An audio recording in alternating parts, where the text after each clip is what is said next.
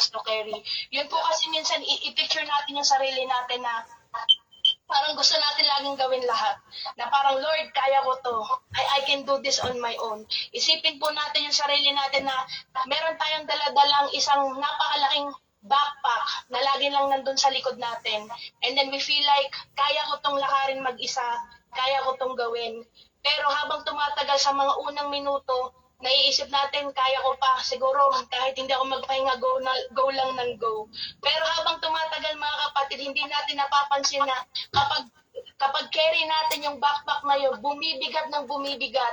And ganun din po sa ating spiritual na buhay. You know, kahit may mga magagandang bagay na binibigay sa atin ng Panginoon, and we're thankful for that. But, you know, the Lord is also asking for us to lay it down. Na hayaan natin ang Panginoon na tulungan niya tayo sa pagbibigat ng mga bagay na yun. Amen. So Jesus will tell us, you know, put it down, anak, ako na yung magkikerry para sa iyo. Pero minsan nandun yung mindset natin na kaya ko pa naman, Lord. But then, anong nangyayari mga kapatid? That's why sometimes the result is that kapag naroon ka sa prayer, it feels just so heavy. Kapag naroon ka sa worship, parang ang hirap itaas ng iyong mga kamay. And your spiritual life can just feel so tiring. Parang iniisip natin, bakit kaya? Ba't parang alam ko naman na nandito naman ako sa church, nandito naman ako sa service, but parang hindi ko feel. Kaya ganun mga kapatid is because you are carrying something that you were supposed to put down. Amen. So kahit dami pang mga bagay na nandoon sa bag mo, sasabihin mo sa backpack mo, isipin natin na papunta ka sa airport at that time and you are carrying that luggage or that backpack in you. Tapos sasabihin sa'yo ng stewardess, ma'am, sir, naku, hindi na po pwede yung daladalan yung luggage kasi sobra na po sa limit namin. And then sabi mo pa dun sa stewardess, magkano ba yung extra? Babayaran ko na lang. Basta kailangan maisakay yan sa aeroplano. Pero kailangan sasabihin po sa inyo, naku ma'am, sir, hindi po pwede kasi hindi na po makakalipad yung aeroplano, may limit po kami per passenger. So ganon din mga kapatid, ganon din sa ating puso. Na hindi tayo madadala ng Panginoon sa next chapter kung lagi tayong pagod at hindi niya tayo madadala doon kung hindi natin isa-set aside yung mga bagay na sinasabi sa iyo ng Panginoon na kailangan mo ng bitawan, hayaan mong tulungan kita. But we just have to put it in the hands of Jesus. Amen? Amen. So, ano po ba yung mga types ng baggage na kinikerry natin? Ang isa pong type ng spiritual baggage is unconfessed sin. Ito po yung pinakamabigat na baggage na lagi natin, pag hindi natin iningatan, lagi pala natin itong daladala. Sabi po sa Psalm 32 verse 3, sabi po ni David, when I kept silence, my bones wax old through my roaring all the day long. So, ibig sabihin po nito na kailangan lagi tayo maghambal sa ating Panginoon. Huwag natin sabihin na dahil nasa church na tayo, na wala na tayong nagagawang mali. We need to always humble ourselves before the Lord in prayer. Sabihin natin sa Kanya lahat ng ating mga saloobin. Sabihin natin yung nilalaman, yung pinakaibuturan ng ating puso na, Lord, I'm sorry, I'm a sinner. Lord, I need you. Kung ano man yung mga bagay na hindi ko na mali kong nagagawa, Panginoon, patawarin mo ako. So we always need to confess ourselves before God dahil nakikita niya lahat. Kumbaga po, mga kapatid sa langit, I can just imagine na meron doong malaking CCTV, nandoon lahat ng ginagawa natin before the Lord. And sometimes, hindi natin napapansin kasi naiisip natin na hindi naman nakikita ni pastor or hindi naman nakikita ng mga elders o ng mga leaders. Pero nakikita ito ng Panginoon. So we always need to present ourselves before the Lord na lagi nating i-confess sa Kanya yung ating mga maling ginagawa. And the next type of baggage is the hidden baggage. Ito pong hidden baggage, it's filled with unforgiveness and bitterness. So yun po, kailangan natin pag-ingatan bilang mga Kristiyano. We need to always be forgiving and we don't need to have a root of bitterness in our hearts. Dahil sabi po sa Hebrews 12 verse 15, lest any root of bitterness springing up trouble you. So kailangan po mga kapatid na kailangan 2026 na, kailangan we need to always guard our hearts. We need to check our hearts before the Lord. Kung meron kang nakasamaan ng loob or kung meron kang mga, misunderstanding sa kung sino man, patawarin natin sila because love as Jesus, loves us, and as much as He has forgiven us, kailangan patawarin natin. Sabi po sa Bible, follow peace and holiness with all men, with which no man shall see the Lord. Sabi po yun sa Hebrews 12:14. So kailangan mga kapatid, ingatan natin ang ating puso dahil kapag hindi natin iningatan at lagi natin iniisip yung mga bagay na matagal lang nangyari, na parang hindi pa tayo makamove on 10 years ago na, or 5 years ago na, gano'n man katagal, dahil isipin natin, mapagmahal ang ating Panginoon, and we need to be Christ-like. Kailangan po nating sundan kung paano yung example sa atin ni Jesus sa Bible. Amen? Praise God. So ano pong solution sa mga bagay na ito is that we need to forgive and just let God fight your battles for you. Dahil, mga kapatid, Amen. is thinking na ginawa sa akin yun ni brother, ginawa sa akin yun ni sister, ginawa yun ng leader ko. Paano natin masasabi, mga kapatid, na nasa iyo ang pag-ibig ng Diyos? But then, the thing is that revival cannot flow in a heart clogged with offense. So, kailangan po nating mag-ingat dahil offenses are something that the enemy will always try to hinder. Nandiyan po yung mga division, nandiyan po yung mga unforgiveness, and that will hinder the flow of the Holy Ghost. So kailangan po, kaya minsan hindi natin ma-feel because we are weary and we are carrying something in our hearts that God has told us to let go of. Another type of baggage, mga kapatid, is the baggage of fear. So, ito yung baggage of fear is yung mga worries and anxiety natin. Ito yung mga bagay na iniisip natin na paano ko kaya mababayaran yun? Or ano kayang panggastos ko next week? Yung mga ganun, mga kapatid, or ano kaya, kumusta kaya yung sabi ng doktor, hindi ko pa alam yung resulta. Praise God. So, yun yung mga baggage of fear na laging inilalagay sa'yo ng mga ng kaaway na iniisip na, ganyan na. Pero, mga kapatid, kailangan, we know the God that who we trust. Amen? Amen. Alam natin ang Panginoon ay makapangyarihan. Ano man yung sabihin ng Amen. Amen. bills, ano man yung mga worries mo sa iyong family, sa iyong mga anak, or sa iyong mga kamag-anak, just give it all to Jesus. Amen? Dahil sabi po sa Bible na sa Philippians 4 verses 6 to 7 is that be anxious for nothing. So kailangan hindi po tayo mag-worry sa mga bagay-bagay dahil nandyan lagi ang ating Panginoon. Sabi po dito, don't worry about anything. Instead, pray about everything. Kailangan, mga kapatid, hindi po tayo nag-worry, kundi idalangin natin sa Panginoon, idulog natin sa Kanya.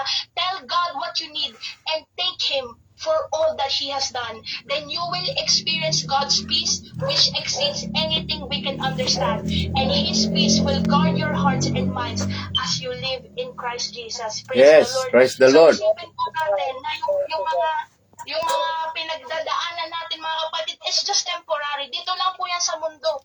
Ang pinakamahalaga, mga kapatid, the greatest fulfillment that you can do is to keep on serving God, is to focus your eyes on Jesus. Hallelujah. Dahil kapag, mga kapatid, kapag tagumpayan natin lahat ng trials, lahat ng worries natin, ano ba yung reward sa atin ng Panginoon is that we just cannot wait for Him to tell us someday, well done, thou good and faithful servant, enter into the joy of thy Lord. Dahil, mga kapatid, Amen. marami available dito sa mundo, but it doesn't really matter. Those are temporary things. Yung mga medalya, yung mga tropeyo, yung mga recognition, yung mga titles, it's all in this world. Pero ang ating pinag-iintay, mga kapatid, yung pagbabalik ng ating Panginoon na maasama natin siya muli. Amen. Hallelujah. At makita natin, mga kapatid, yung ating pangalan mo, yung pangalan ko, nakasulat dun sa aklat ng buhay. Because that's our very yung makarating tayo sa kinaroroonan ng ating Panginoon.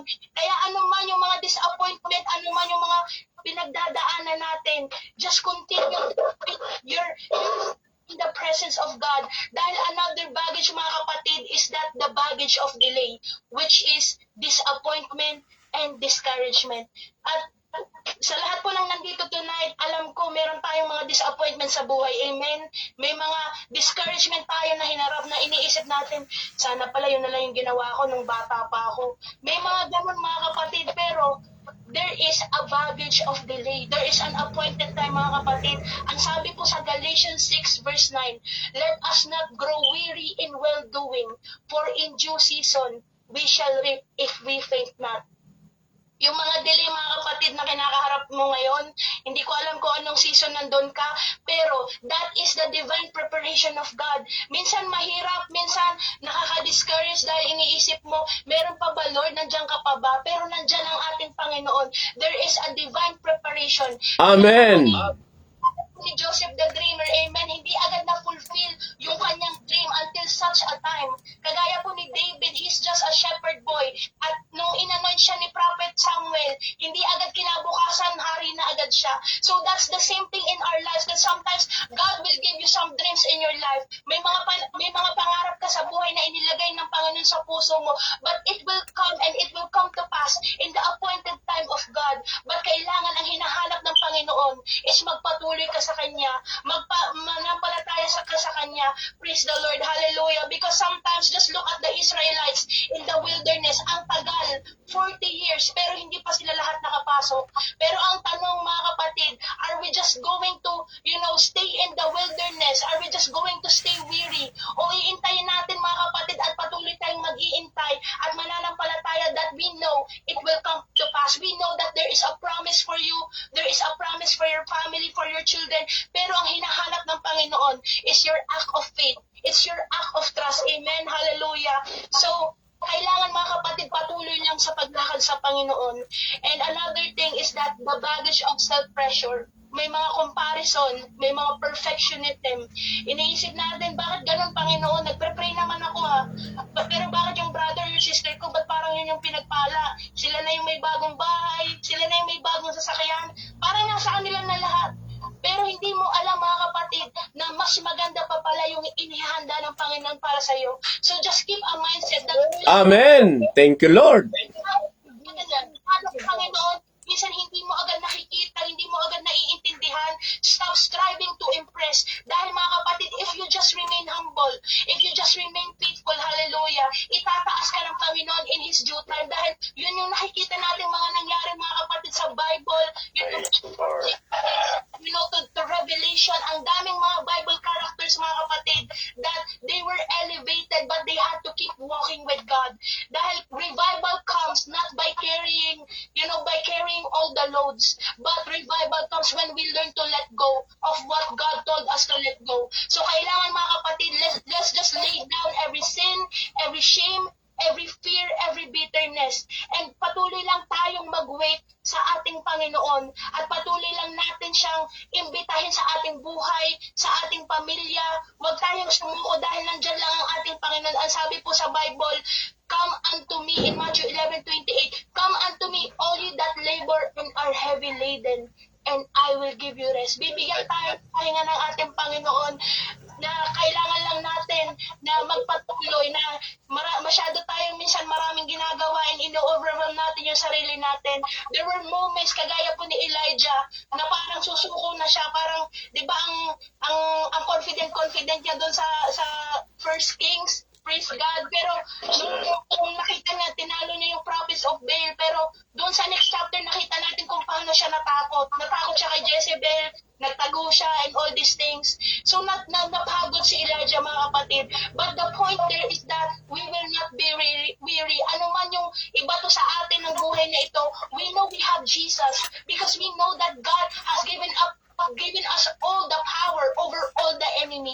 Ano man yung itry na ipon sa iyo ng kaaway, you plead the blood of Jesus. You decree and declare in the name of Amen. Glory. power.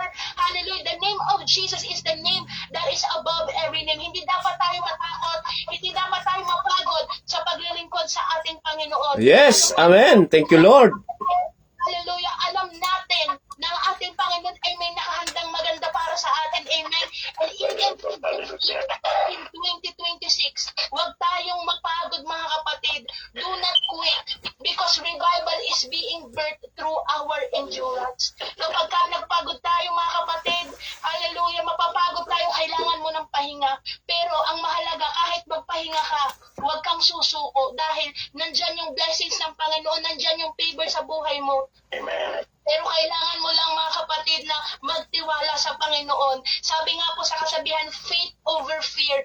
Ano man yung circumstances mo, ano man yung mga problema mo na lagi mong iniisip na kung paano masusolusyonan, nandiyan yung mga panahon na tayo napapagod, but just continue to keep on keeping on. Hallelujah. So, even po sa ibang church, mga kapatid, hallelujah, patuloy lang kayong humayo, patuloy lang kayo sa pagtatanim ng salita ng Diyos, hallelujah. Patuloy lang kayong mag-invite ng mga tao sa church, sa Bible study. Huwag kayong mapagod dahil nandiyan ang ating Panginoon. Kakampi natin ang Panginoon. Amen.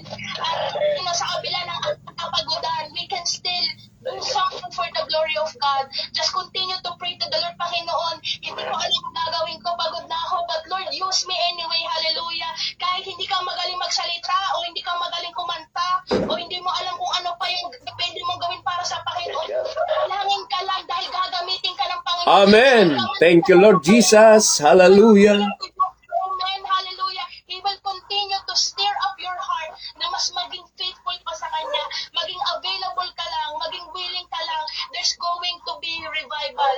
At lagi po nating tandaan, ano man yung ating mga pinagdadaanan, Jesus will meet you right where you are. Hindi ka iiwan ng Panginoon. Siguro yung best friend mo iiwan ka, or yung minsan yung sa mag-asawa, mga kapatid, pag nagkakaltalan kayo or something, mag-walk out yung isa, praise God. But Jesus will never leave us nor forsake us. He is always the God who gives promises at hindi siya natiriyan. The Lord, hallelujah. So, sa gabi pong ito, be encouraged. You know, you may be weary right now, but revival is coming. Revival is coming in your home, in your family, hallelujah, in your church, mga kapatid. But just continue to be faithful. Hallelujah. Patuloy ka lang manalangin, patuloy kang tumawag sa ating Panginoon. Hallelujah, Jesus, dahil laging naririyan siya kapag atin siyang tatawagin. Hallelujah. So sa gabing ito, pinagpapagawa natin ang Panginoon. Hallelujah, Jesus. Hallelujah. Hallelujah. Just continue, mga kapatid. Hallelujah. Manalangin po tayo sa Kanya. Hallelujah. Dahilan Diyos, Panginoon. Hallelujah. Thank you, Lord. Jesus, sa gabing ito, Panginoon, hallelujah. We know, oh God, hallelujah, that you are the Holy One of Israel, and we know that you are the King of Kings and Lord of Lords, Panginoon. Hallelujah. Maraming salamat, Panginoon. Hallelujah, Jesus, oh God. Hallelujah, sa gabing ito, Panginoon, at dalangin namin, oh God, hallelujah, na tulungan mo kami, Panginoon, that we will continue to be revived in your presence, oh God. Hallelujah, Jesus. Ano man, Panginoon, ang aming mga pagkukulang, tulungan mo kami, Panginoon, ang bawat pamilya, ang bawat taong nandito, Panginoon. Hallelujah. Even though it's just a virtual meeting, but Lord, we know that you are in our midst right now, Panginoon. And we continue to ask, Lord, hallelujah, Jesus, na tulungan mo kami, Lord, even in this year 2026, Panginoon, as we lay everything down at your feet, Jesus, Panginoon. Tulungan mo kami, oh God, hallelujah. Ano man ang kabigatan ng aming puso, Panginoon.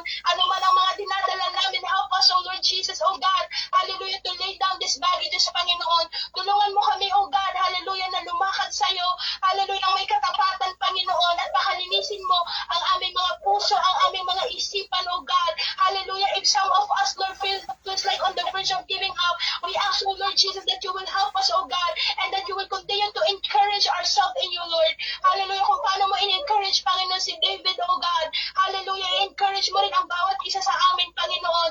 We don't know what's in store for this year, but we do believe, Panginoon, hallelujah, that greater things are in store, that the best is yet to come, Panginoon, as long as we remain faithful, as long as we remain rooted in prayer and in your word and in the house of God.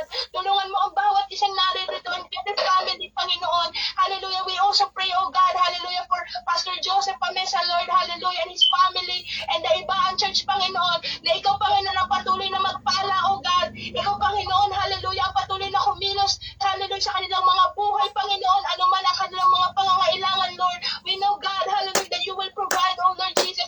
Ano man, Panginoon, oh God, ang kanilang mga prayer requests, Lord. You know it all, oh God, for you know, hallelujah, you have the thoughts and intents of our hearts. You know everything and nothing is hidden from you. At tulungan mo ang bawat isang, Panginoon, hallelujah. Continue to protect each and every family with your holy, precious blood, Panginoon. Hallelujah, tulungan mo kami, Panginoon. Na matatag mo kami patuloy na nagbabalik, oh God, hallelujah, sa muli mong pagdating, Panginoon, hallelujah, Jesus, oh God. Tulungan mo kami, Lord Jesus, oh Lord, na makita mo kaming faithful, oh God. Hallelujah, that you will find us faithful, Panginoon, and continue to remember us, oh Lord. Hallelujah, as you have remembered Noah, Panginoon. Hallelujah, remember your people, oh God, and remember your promises, and remember your covenant to us, Panginoon. Give us the strength for this year, Lord, and help us to soar, oh God.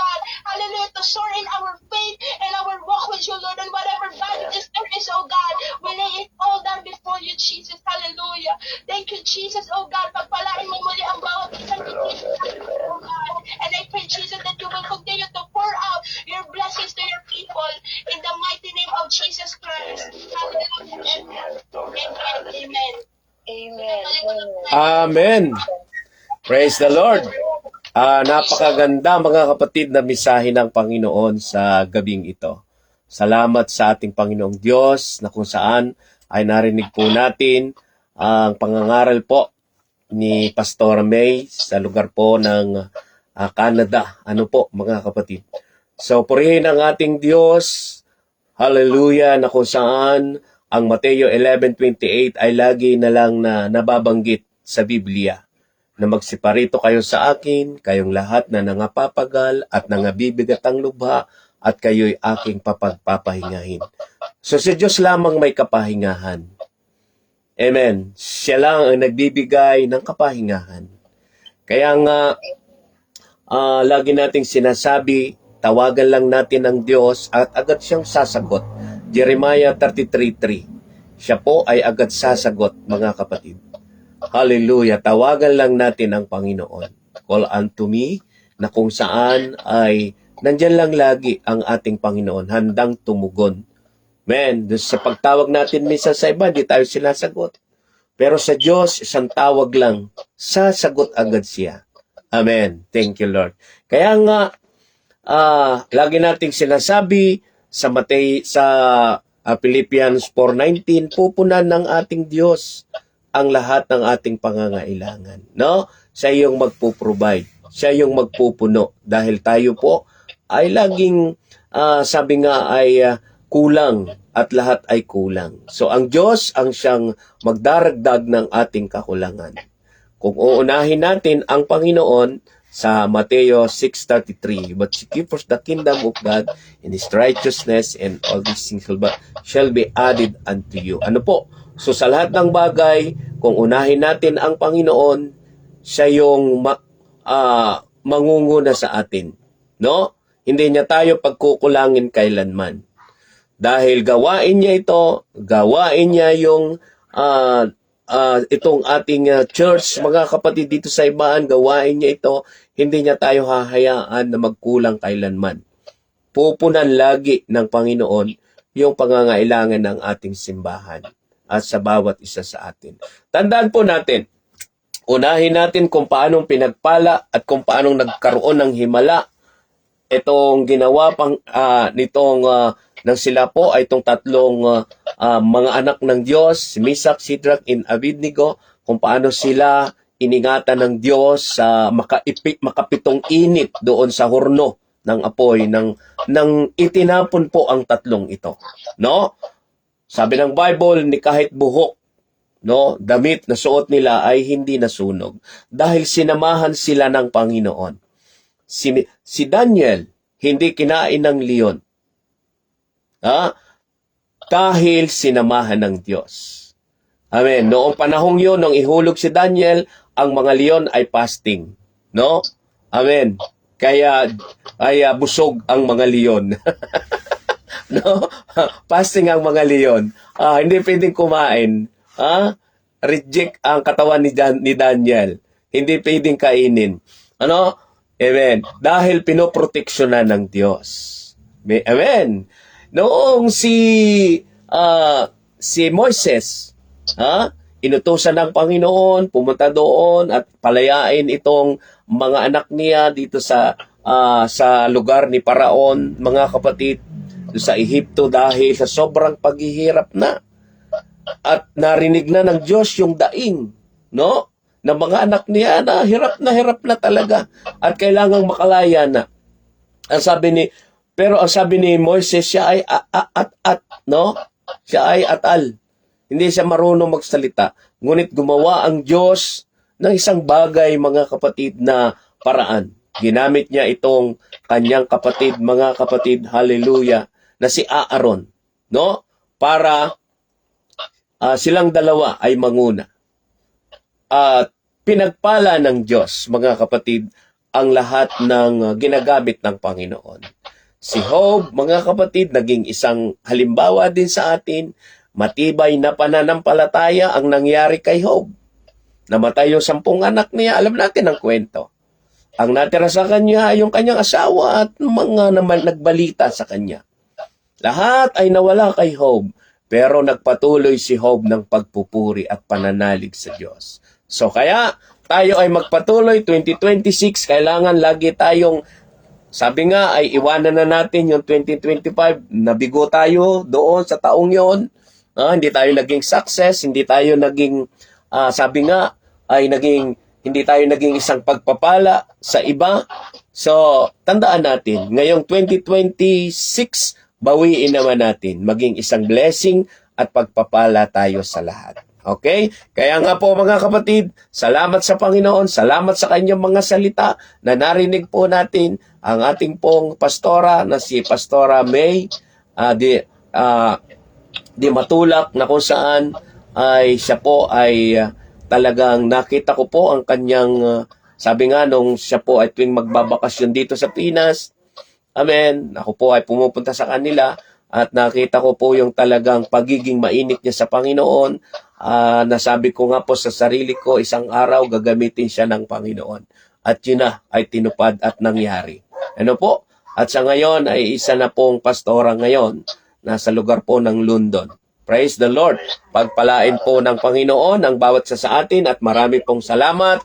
At bisita po natin ngayon si Brother Edgar.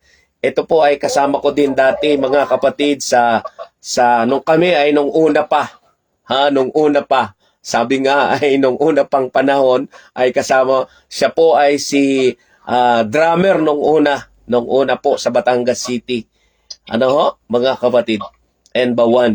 So, at salamat sa Panginoon, naging isa rin po siyang pagpapala sa inyong lingkod, mga kapatid, at patuloy siyang gagamitin ng Panginoon dito sa lugar ng ibahan. Ano po? So, pagpalain si Brother Edgar, at ang kanyang anak, ang kanyang asawa, at ang kanyang negosyo, mga kapatid, na studio po. Hallelujah. Na ingatan siya ng Panginoon at lalo pang i-bless ng Panginoon ang kanyang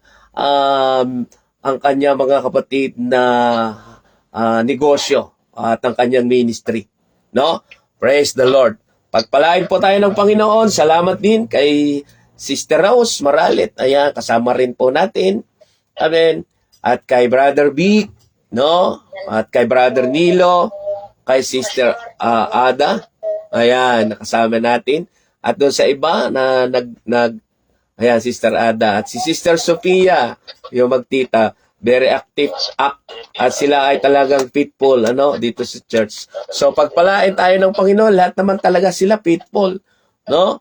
Amen. Sa gawain ng Panginoon. At bukas, ay mamimiss ni Brother Nilo.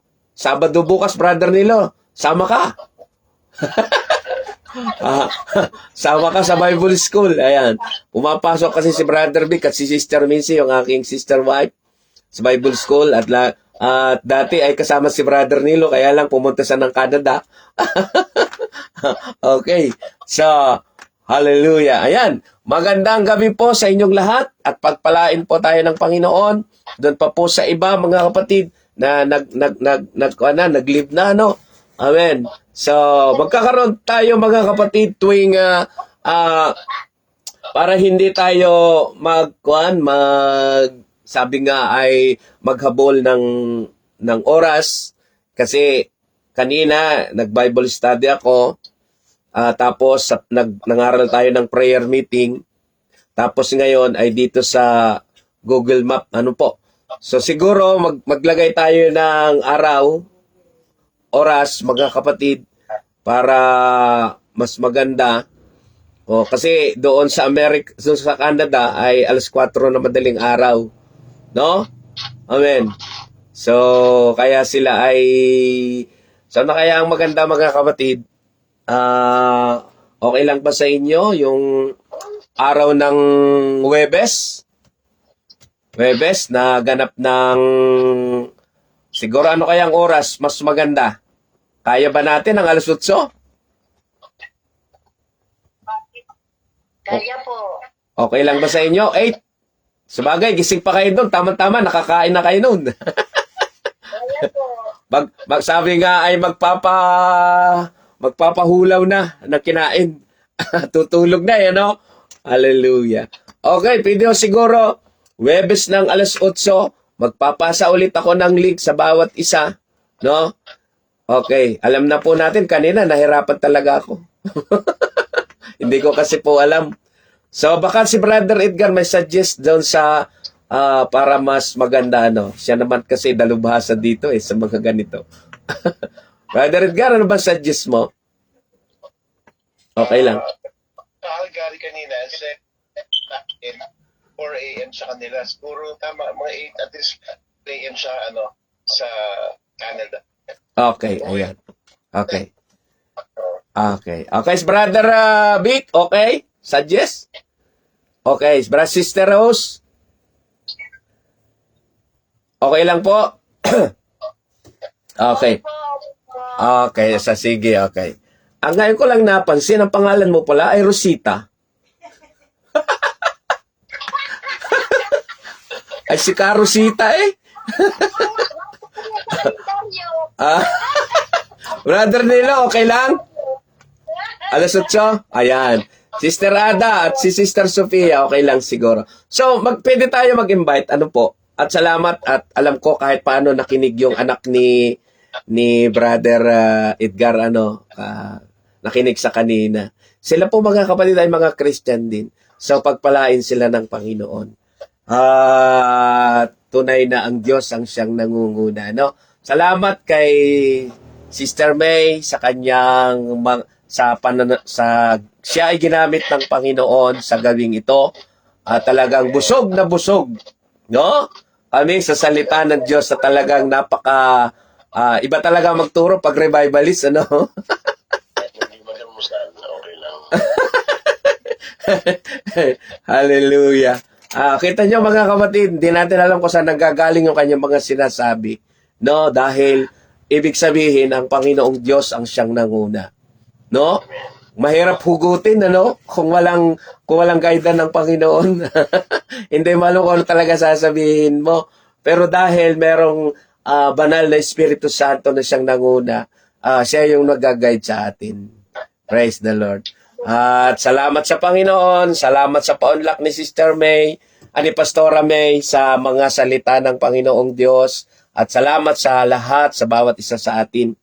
So, salamat sa ating bisita ngayon, ang ating mahal na kaibigan, si Brother Edgar, at saka yung nagturo, ang ating aking inaanak, amen, aking inaanak na si ni Pastora May.